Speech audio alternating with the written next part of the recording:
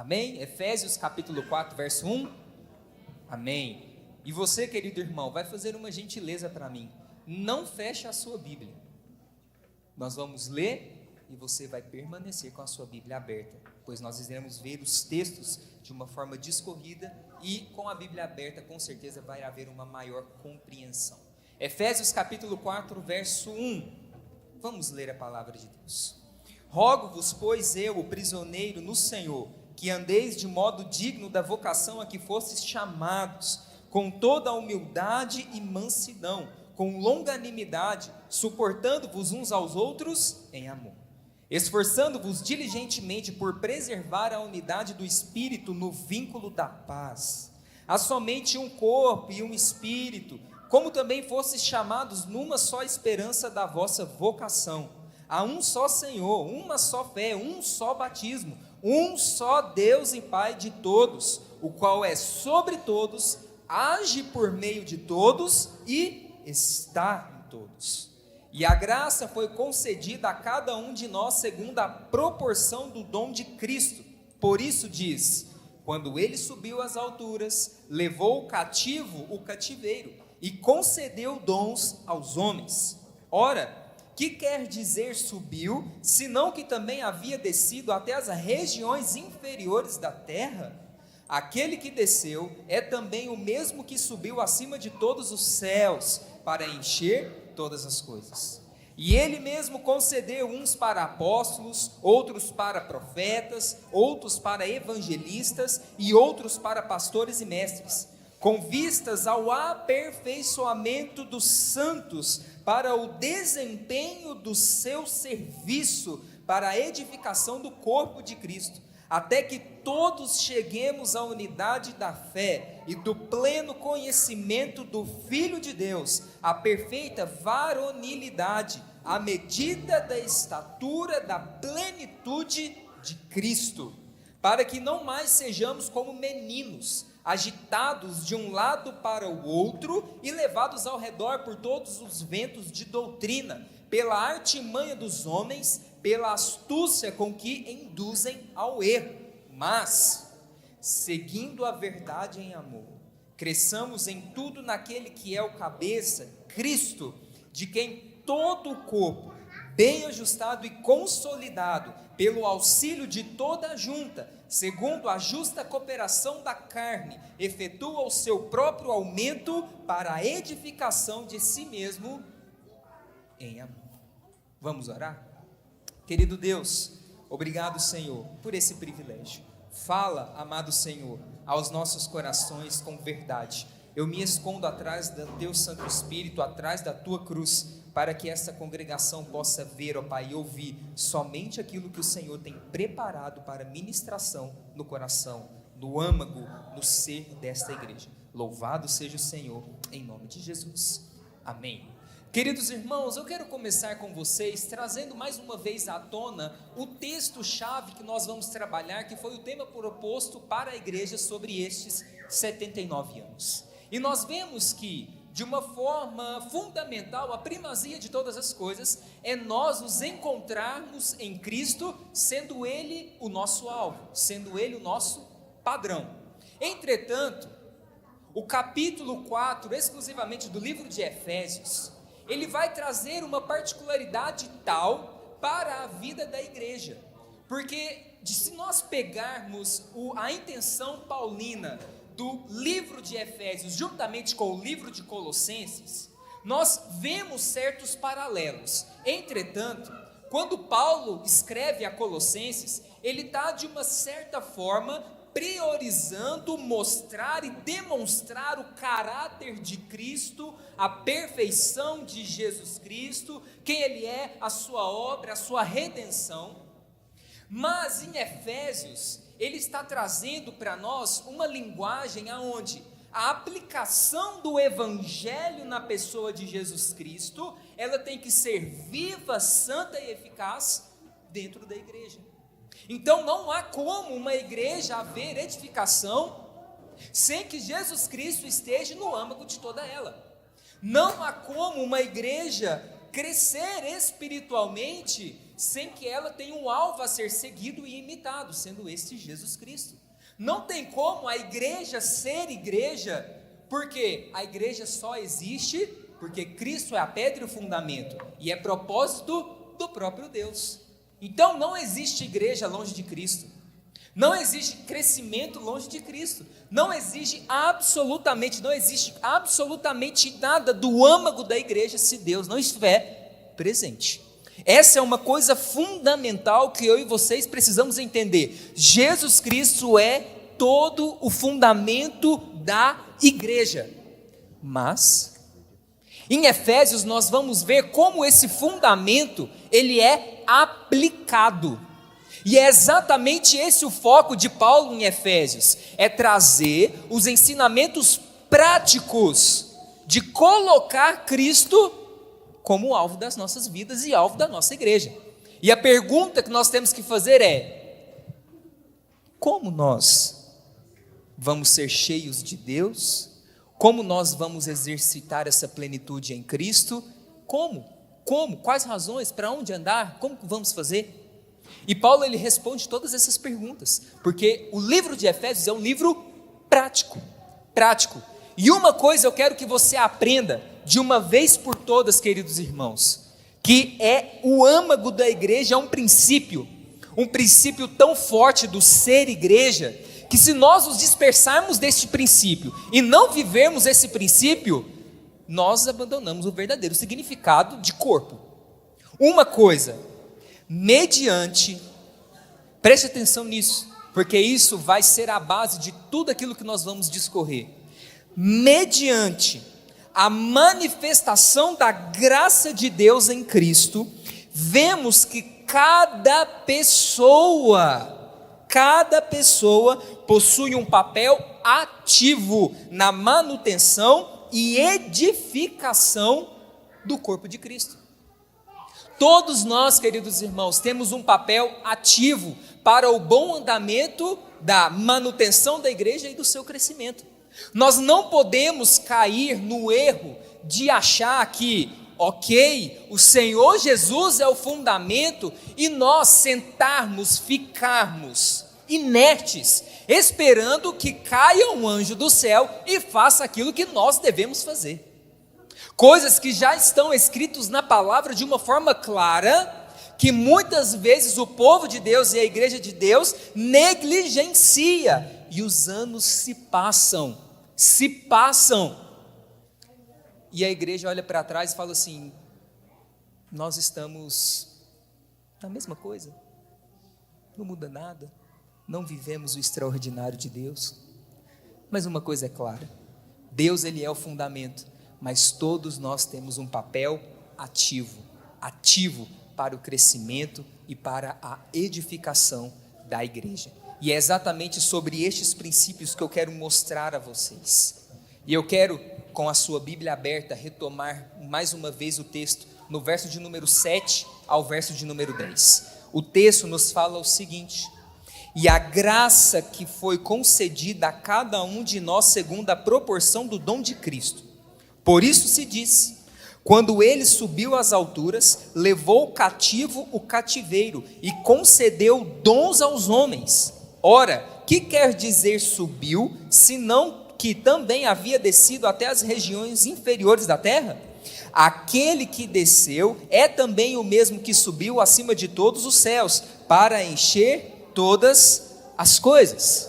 O texto que está se referenciando no verso de número 8, é uma citação direta de Salmo capítulo 68, verso de número 18. E aqui eu quero fazer uma pergunta para vocês, para nós refletirmos e deixar o texto mesmo responder. Jesus Cristo veio? Sim. Jesus Cristo cumpriu as ordens do Pai? Sim. Ele morreu? Sim. E quando ele voltou para o céu, ele voltou de mãos vazias? Não. Quando nós observamos no Antigo Testamento, em Juízes, algo que era muito claro das narrativas em combate entre reinos, é que o reino vencedor, quando ele acaba de dominar aquele que perdeu, ele sempre pegava os espólios. Os espólios eram a riqueza, o resto dos exércitos perdidos, para se reforçar o próprio exército. E quando eles pegavam esses espólios, de todo o rei que estava comandando o exército vencedor, ele sempre procurava distribuir em todo o seu império, para que todo o povo pudesse ser edificado.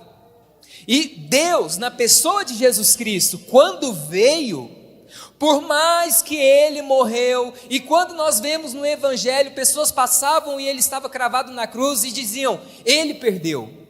Quando na verdade, aquela demonstração da cruz de Cristo é o centro do Evangelho de Deus, aonde nós vemos a maior vitória de Jesus Cristo em tomar o seu povo que outra hora estava cativo, para que nós pudéssemos então servir a Ele. Cativo de quê? Éramos cativos de quê? Antes de Jesus Cristo? Do pecado. Fadados à condenação eterna. Ninguém nasce perfeito, todos nascemos em pecado. E nós precisamos reconhecer essa deficiência em Cristo. Porque se nós reconhecemos essa deficiência em Cristo, o que eu quero dizer é que olhar para a santidade dele e entender tudo aquilo que ele fez, vai nos fazer entender o quão dependente nós somos. E a obra de Jesus Cristo e a sua igreja, ela está fundamentada na lei de Deus e em tudo aquilo que ele fez por nós. É exatamente por isso que o verso de número 8 cita Salmo 68, 18, dizendo assim: quando ele, Jesus Cristo, subiu às alturas, levou cativo nós, o cativeiro, que éramos anteriormente, e concedeu dons aos homens. A primeira coisa que nós devemos entender, queridos irmãos, é que Jesus Cristo, Ele é o fundamento de toda a igreja e o alvo pela qual nós devemos incansavelmente, unidos, seguirmos. Quando eu era menino, uma das primeiras vezes que eu fui ver um jogo de futebol num estádio, eu me lembro muito bem, que foi num domingo, mas não precisa se preocupar, domingo, 4 horas da tarde, eu não faltei ao culto, eu fui, assisti o jogo, voltei e fui para o culto.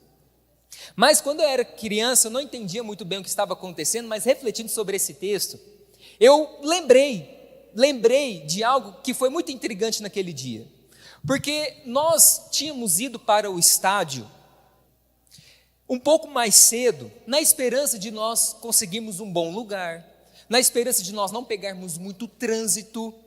E enquanto nós chegamos lá, nós tivemos que esperar muito até o jogo começar. E é muito interessante que quando eu era criança eu observei isso, não entendi o porquê, mas agora faz todo sentido, que quando eu estava lá e nós estávamos no estádio, aparentemente naquele primeiro instante que chegamos, o estádio estava vazio, ele estava vazio. E aí eu fiquei me perguntando, nossa, se um torcedor nesse estádio imenso vazio começasse a torcer de uma forma fervorosa, mesmo que ele esteja intenso em torcer para o seu time, mas de certa forma ele nem vai ser ouvido, porque o estádio é grande, e uma só não vai fazer uma grandiosíssima diferença. Mas o tempo foi se passando, o jogo estava quase a começar, e quando ele começou, a realidade da quantidade de pessoas que estavam no estádio quando eu cheguei, era diferente. E quando todos se uniram para torcer fervorosamente para o time ganhar, coisas extraordinárias aconteceram. As vozes foram ouvidas. Queridos irmãos, é como se a igreja fosse exatamente isso. Todos nós precisamos estar juntos, unidos, firmes, louvando e engrandecendo o nome do nosso Deus. Não é que um não faça a diferença. Todos nós podemos alcançar algo de Deus. em intimidade individual com Deus. Mas Deus, Ele instituiu a igreja, porque o alvo dele, dentre todas as suas manifestações, é que o povo de Deus pudesse estar reunido, louvando ao Senhor com intensidade, porque dessa forma, coisas extraordinárias acontecem. O povo do lado de fora começa a enxergar, e o crescimento espiritual e numérico começa a acontecer. O nosso alvo é Jesus Cristo e todos nós precisamos estar juntos. E o que Paulo está nos mostrando na carta de Efésios, quando nós olhamos o capítulo 1, 2 e 3, é que ele está abordando aquela doutrina de que ele é o apóstolo dos gentios, e os judeus não lidavam muito bem com os gentios. E quando ele escreve essa carta, o que Paulo está querendo nos mostrar aqui? A igreja, ela é composta em uma unidade, mas toda ela é diversa. É a unidade dentro da diversidade. Existem pessoas aqui que têm 80 anos, mas tem pessoas aqui que têm 13 anos. Existem pessoas aqui que têm um grau de estudo, teve a oportunidade, bem como outras pessoas que não tiveram. Mas nenhum é maior do que o outro, porque daquela porta para dentro, todos nós somos reconhecidos como um só. E o nosso alvo para crescimento é Jesus Cristo, porque Ele está à destra do Pai, abençoando o seu povo, abençoando a sua igreja incansavelmente. Pois, queridos irmãos, que marido poderá prejudicar a sua noiva? Que marido fará coisas que agredirá a sua própria noiva? O Senhor está nos abençoando, porque Ele é o fundamento primordial da unidade da igreja. A segunda coisa que eu quero mostrar para vocês, agora no verso de número 11 até o verso de número 15, o texto da palavra de Deus nos diz mais uma vez: e Ele mesmo concedeu uns para apóstolos, outros para profetas, outros para evangelistas e outros para pastores e mestres, com vistas ao aperfeiçoamento dos santos, para o desempenho do seu serviço, para a edificação do corpo de Cristo, até que todos cheguemos à unidade da fé e do pleno conhecimento do Filho de Deus, à perfeita varonilidade, à medida da estatura da plenitude de Cristo, para que não mais sejamos como meninos, agitados de um lado para o outro e levados ao redor por todo o vento de doutrina, pela artimanha dos homens, pela astúcia com que induzem ao erro. Mas, seguindo a verdade em amor, cresçamos em tudo naquele que é a cabeça, Cristo. Aqui nós temos uma evidência indiscutível do que é ser igreja e ministério dentro do Novo Testamento. Não como prerrogativa, aonde a igreja ela é edificada pelo clero. Eu vou repetir isso em outras palavras. Jesus Cristo, Ele estipulou o ministério no Novo Testamento como alvo de uma cooperação mútua nele, e não simplesmente de uma única pessoa. Nós vemos que, quando Jesus Cristo ele sobe para os céus, vitorioso, com a salvação ganha e consumada por nós, Ele tem a total intenção de distribuir isso de várias maneiras para dentro do seu povo, dentro da sua igreja.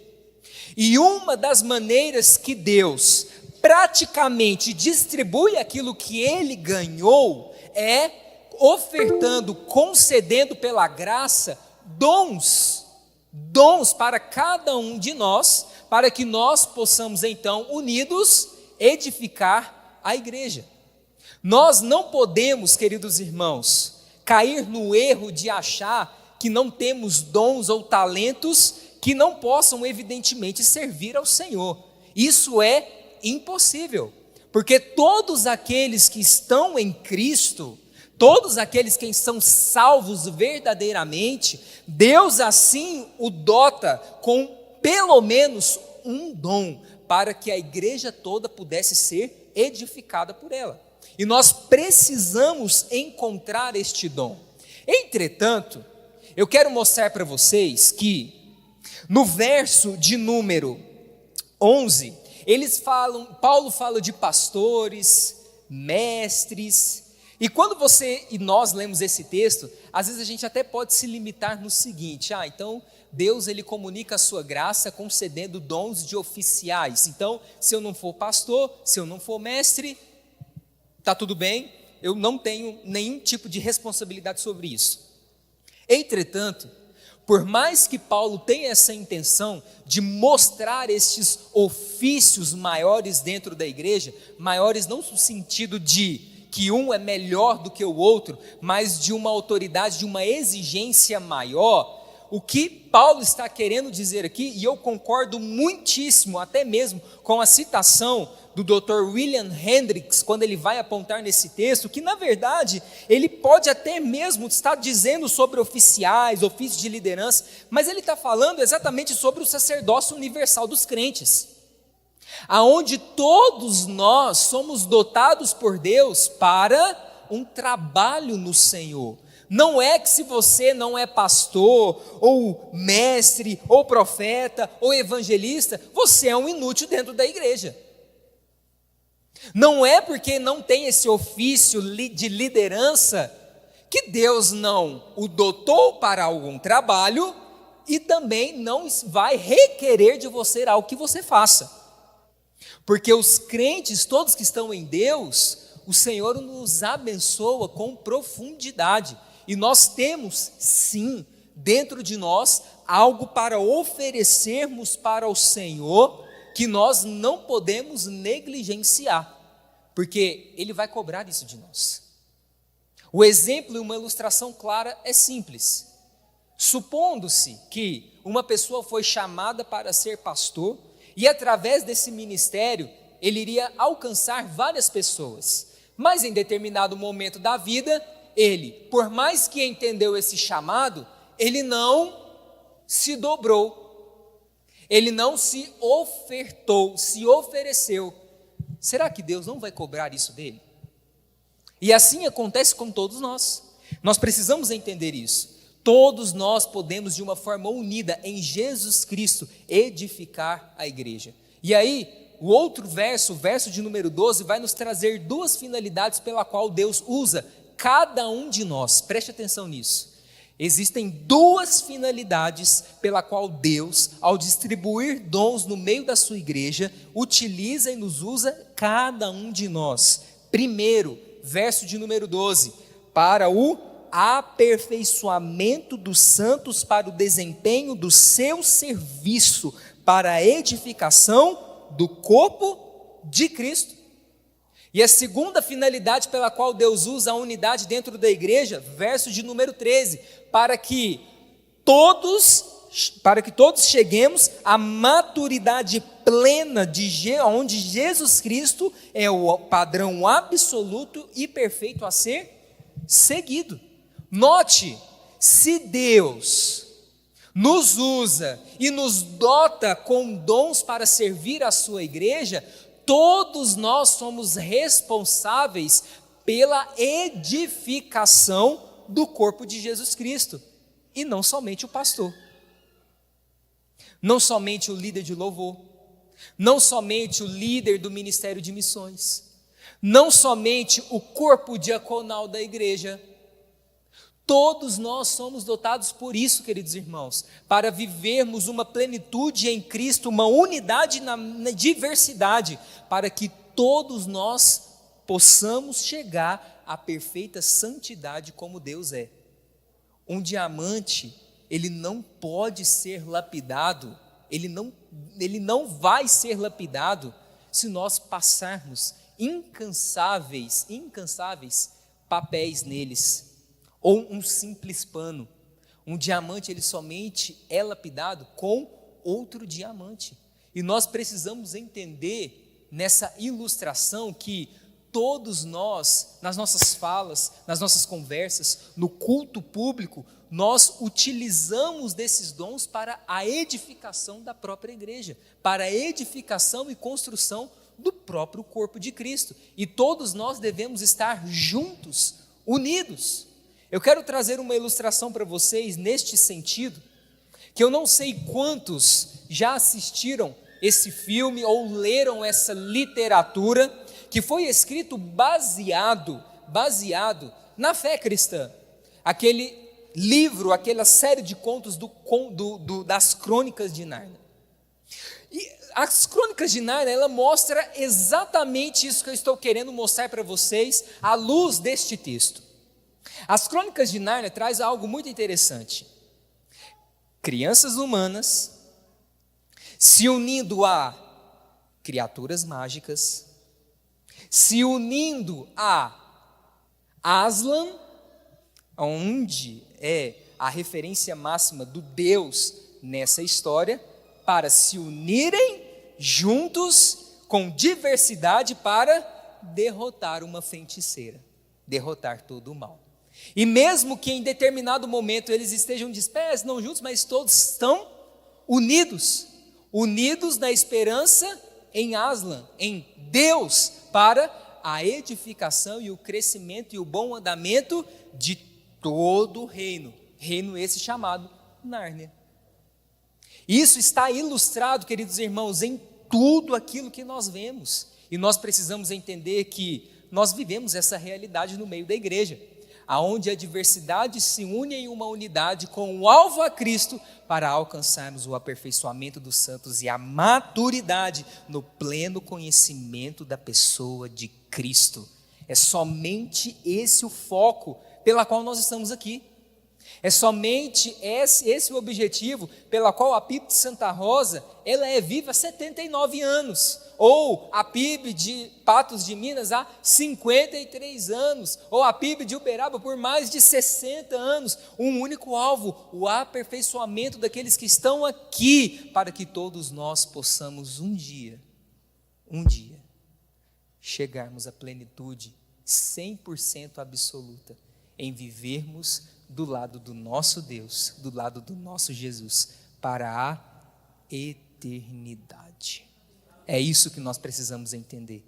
Todos nós temos essa responsabilidade. E na prática, nós devemos entender que o aperfeiçoamento e a maturidade, ela nos mostra duas coisas. O verso de número 14 vai nos dizer: para que chegamos à maturidade e ao aperfeiçoamento dos santos, na unidade em meio à diversidade. Verso 14, para, primeiro, que não sejamos como meninos, agitados de um lado para o outro e levados ao redor por todo o vento de doutrina, pela artimanha dos homens, pela astúcia com que induzem ao erro.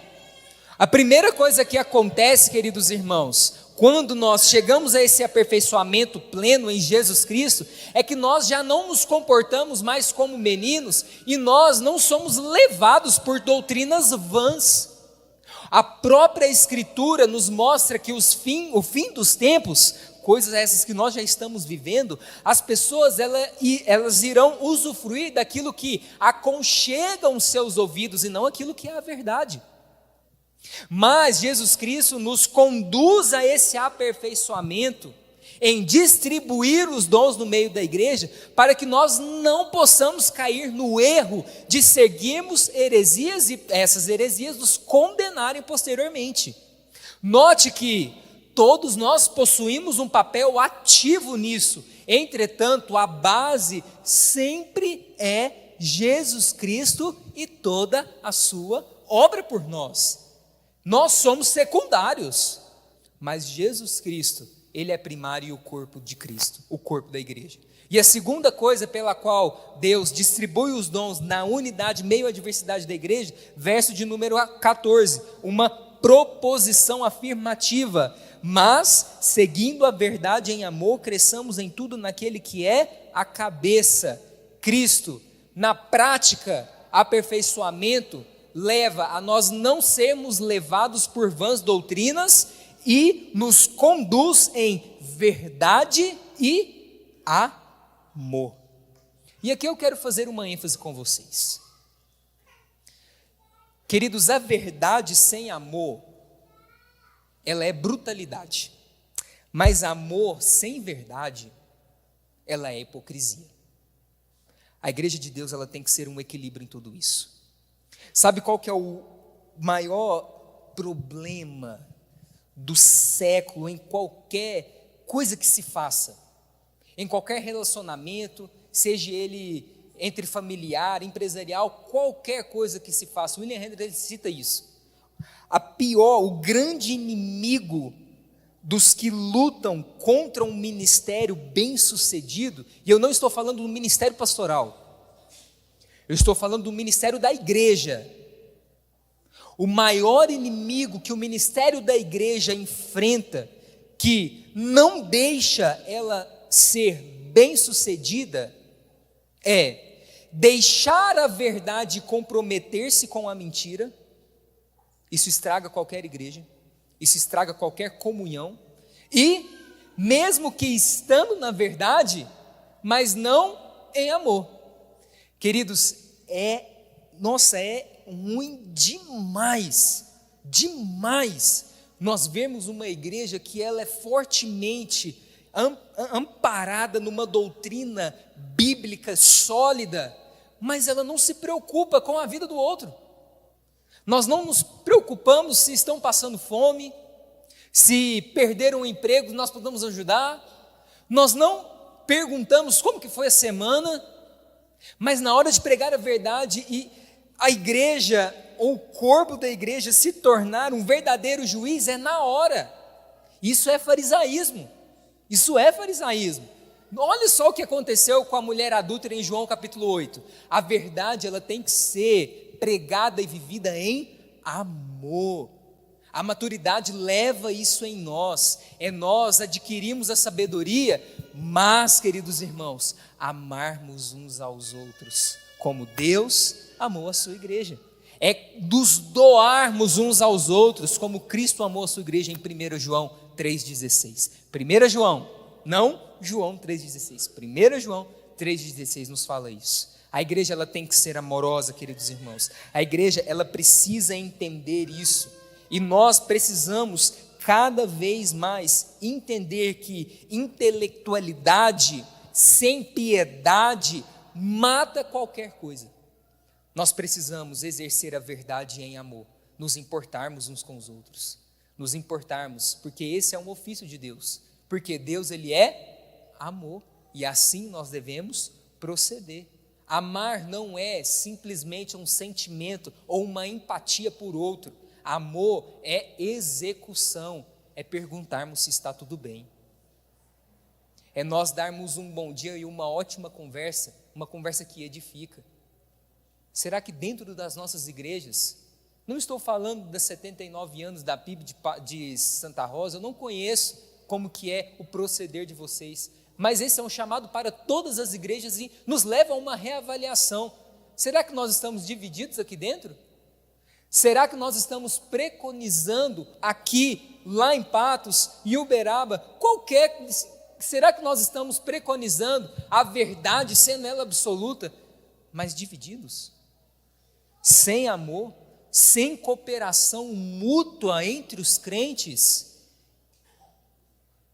Isso não é propósito de Deus, isso não pode vir de Deus, isso não é de Deus, é do homem, é do maligno, e isso não revela a própria justiça de Cristo, porque a verdade, ela tem que ser exercida em amor, e um amor verdadeiro.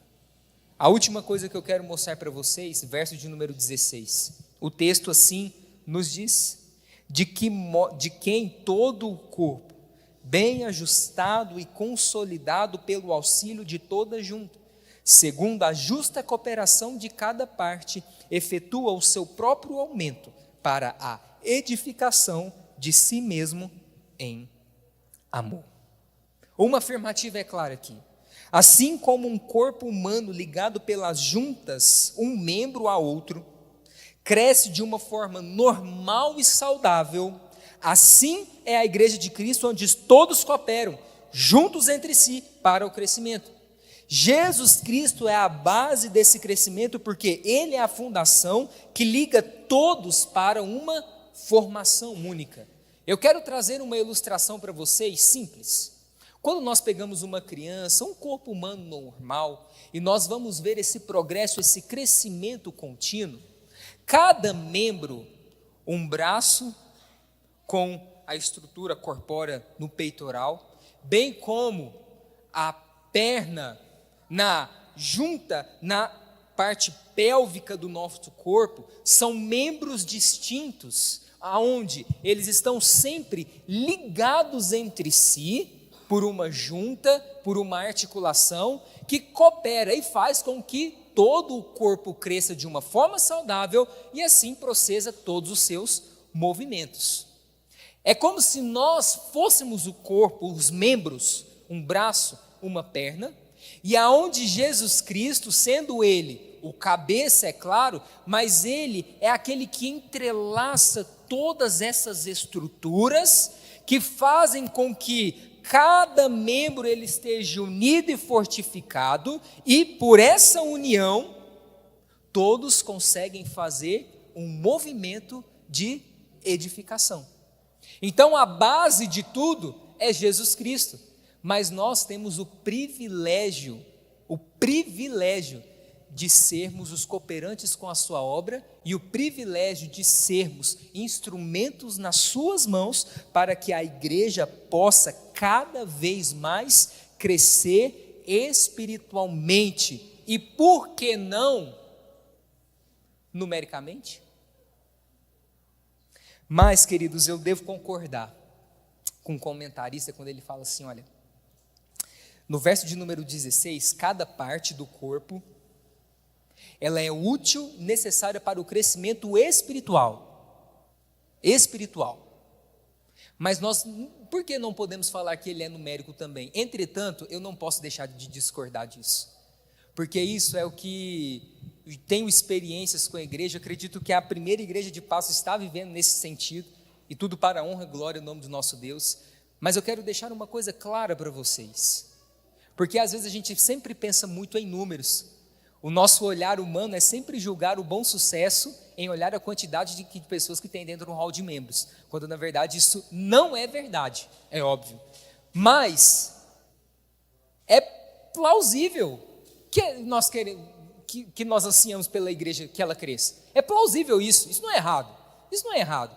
Mas eu devo concordar que o crescimento espiritual, é óbvio que isso não é regra, mas de uma forma vívida, o crescimento espiritual dentro do corpo de uma igreja, ela antecede o crescimento numérico. Ela antecede. Querido, será que Deus, já existem tantas pessoas perdidas e enganadas no mundo em denominações, seitas vãs, será que Deus quer trazer mais e mais pessoas para dentro da igreja, para que elas possam, aqui dentro, serem pessoas dispersas, que não entendem o evangelho, ou que realmente pessoas entrassem aqui para que sejam edificadas e irem para a eternidade? Já existem muitas pessoas para essa condenação. Por esse motivo eu reforço, o crescimento espiritual, ele pode ser sim um requisito para um crescimento numérico, e o crescimento espiritual, ele só vem se a igreja reencontrar e viver Jesus Cristo, porque Ele é o fundamento de todas as coisas. Queridos, é o que eu sempre brinco com o pessoal lá em Patos, eu sempre começo uma ministração, mais na EBD, ou que seja no culto à noite. Queridos, nós precisamos ressignificar quem Jesus Cristo é para nós. Às vezes a gente se acostumou com esse nome, a gente se acostumou com isso, mas queridos, Jesus Cristo, Ele é tudo. A história da Bíblia, eu falo isso para o pessoal lá e reforço sempre, eu insto em mostrar, a história da Bíblia não é a história de Adão e Eva comendo fruto, não é a história de Davi ganhando de um gigante, a história da Bíblia não é abrir-se o mar vermelho, a história da Bíblia não é o descer do Espírito Santo, a história da Bíblia não é essa. A história da Bíblia é a redenção de Deus Pai, aonde Jesus Cristo é o protagonista, em todas as páginas, em todos os ensinos, pelos profetas, pelos salmos, pelos evangelhos, pelas exortações, pelos provérbios, os ensinos, os pensamentos, é Jesus Cristo guiando todas as coisas, porque Ele é o fundamento e o protagonista de todos os propósitos do Pai, para a edificação individual do crente, para a edificação comunitária da igreja, para que todos nós, ao aceitarmos Jesus Cristo, um dia, quando Ele retornar, nós herdaremos o céu celestial, aonde o Senhor Jesus é quem nos concederá a bandeja e nós cearemos com Ele, aonde nós vamos ver mais uma vez a árvore da vida no centro do santuário de Deus,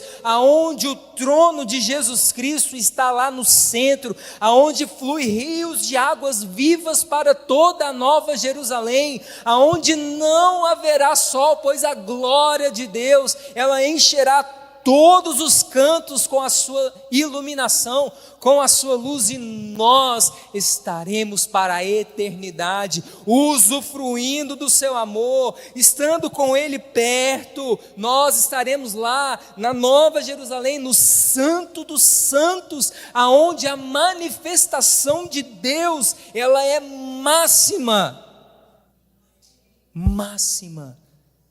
para a eternidade, se nós edificarmos e cooperarmos com a igreja para o bom andamento de todas as coisas, aonde Jesus Cristo, Ele é o fundamento de todas as coisas, de toda a igreja. E eu quero encerrar com vocês, queridos irmãos, trazendo uma única resposta.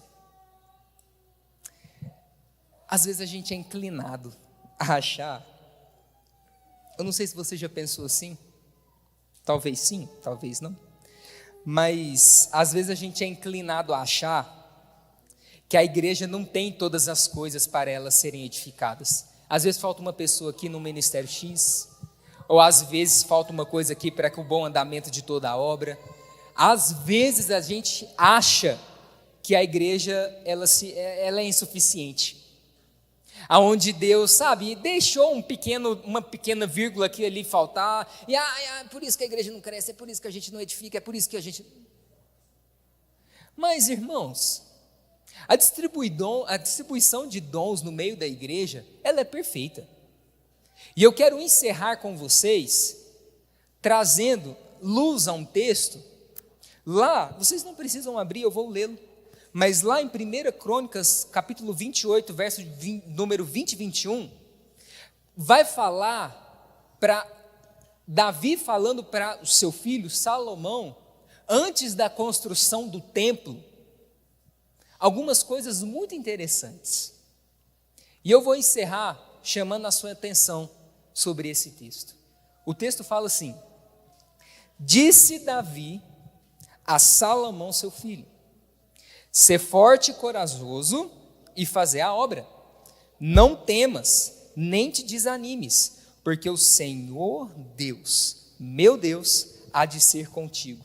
Não te deixará, nem te desamparará, até que acabes todas as obras para o serviço da casa do Senhor. Preste atenção. Eis aí os turnos dos sacerdotes e dos levitas para todo o serviço da casa de Deus. Também se acham contigo para toda a obra voluntários com sabedoria de toda espécie, para cada serviço. Como também os príncipes e todos os povos estarão inteiramente às suas ordens. Resumindo, quando Salomão foi construir aquele templo extraordinário, Davi mostrou para ele que ele tinha tudo o que precisava. Queridos, a igreja tem tudo o que precisa. A igreja tem tudo o que precisa. Porque é a despeito de mim e de você. Se fôssemos nós o fundamento, o que seríamos de nós? Mas o fundamento é outro, é Jesus Cristo. A igreja tem tudo o que ela precisa, mas nós precisamos nos despertar, pois o crescimento, ele tem Jesus como fundamento, mas todos nós temos uma participação ativa sobre o processo de manutenção, edificação e crescimento. Lembre-se disso, a igreja tem tudo o que ela precisa. Às vezes, esses pontos somente estão adormecidos. Você não faz nada. Você está no banco. Precisamos entender isso, irmãos. Jesus Cristo é a base. E a igreja, ela é autossuficiente, não pelas pessoas que aqui estão, mas pelo fundamento único, Jesus Cristo. Vamos ficar de pé e vamos orar.